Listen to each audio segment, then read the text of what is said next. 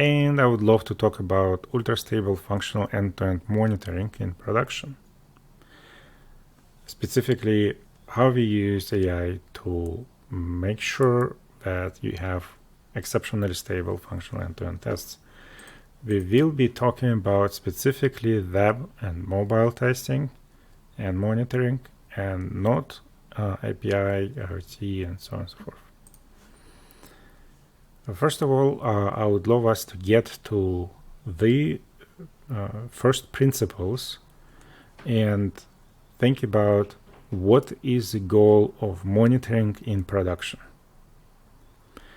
If you think of it from business perspective, then we believe that it is making sure that the functionality in production works for your end users and allow them to execute their business functions as they would expect. Well, this is not exactly how we monitor things sometimes. If we only monitor API, we might not necessarily achieve that goal. Let's talk about how we can do that. We already have Selenium, aren't we? What's the problem? Well, it's a little bit of a challenge, as you can think. It's not that simple to even start writing Selenium tests. You have to set up your environment. You'll have to maintain your environment because Chrome will auto-update, and you would need to update Chrome driver almost every other day in order to catch up. And it is quite an effort to write tests, so much so it will probably take you a year to create 100 stable tests in Selenium. And at some point, test maintenance on those tests will be so huge, it'll become your full-time job. Doesn't sound like a good perspective, isn't it? It's not even all of that. Think about it.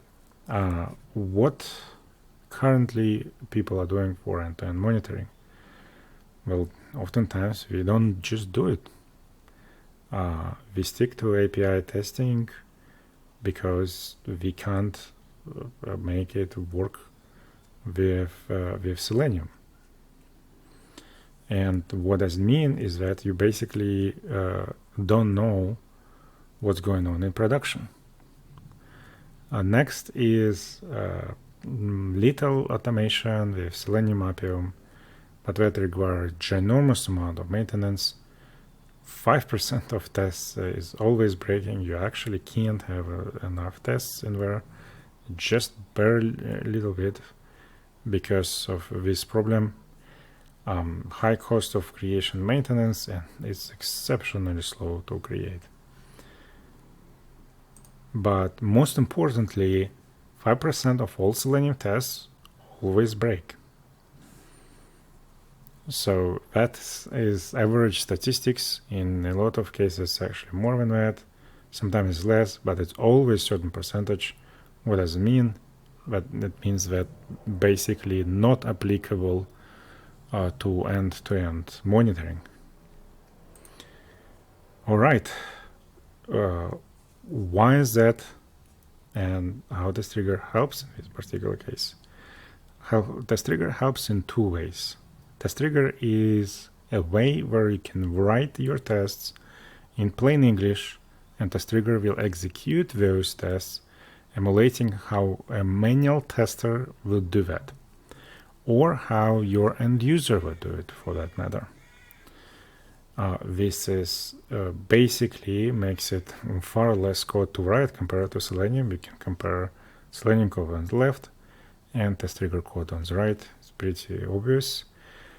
Plus, it is not reliant on details of implementation. Probably the largest problem with Selenium is that it relies on details of implementation, such as IDs, names, XPaths, and so on and so forth.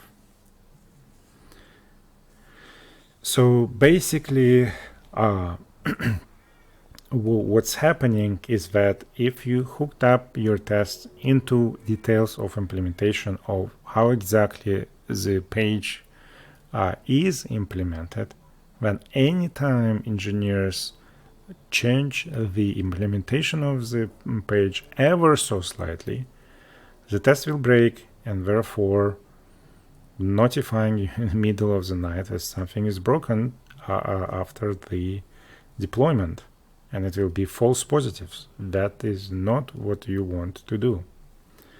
You want to be able to reuse tests which maybe your product owners created themselves, and they're being propagated to production and reused for monitoring, because they are not relying on details of implementation, therefore we just don't need to be updated.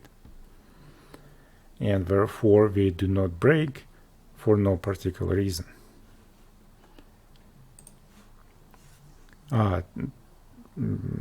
Maintenance is actually a ginormous problem. Because of this issue, this reliance on details of implementation, usually what we see is it becoming a full-time job to just maintain tests at around 350 tests per person on average. Think about it. Is test maintenance something you would like to make your full-time job? I don't think so. Alright, so let me show you a little bit of a demo. So this is how tests look like in test trigger. As I mentioned, plain English, validations, clicks is relative locations, entering data, and you can group your steps into functions and give them arbitrary names for readability. You can do it in advance or post factum with refactoring. Everything that you would expect.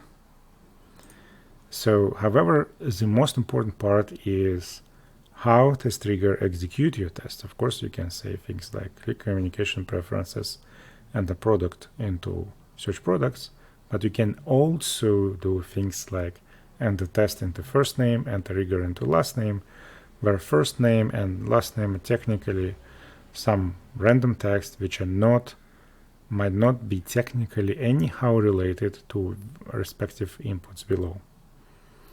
It's just for us humans, those texts indicate that you should enter first name into input below and last name into input below last name. However, tomorrow those texts might be on the left of those inputs. Day after tomorrow, they might be placeholders like in input above. For us humans, it is all the same thing, right? You still are able to do exactly the same thing, because from humans' perspective, it is still first name input, last name input, no matter how those texts are placed, or if it's a placeholder now, and so on and so forth. Test trigger works exactly the same way.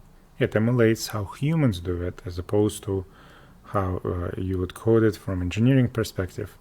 Therefore, make it as stable as the specification itself. And of course, you can deal with multiple elements, saying things like click update in change your password section. And voila.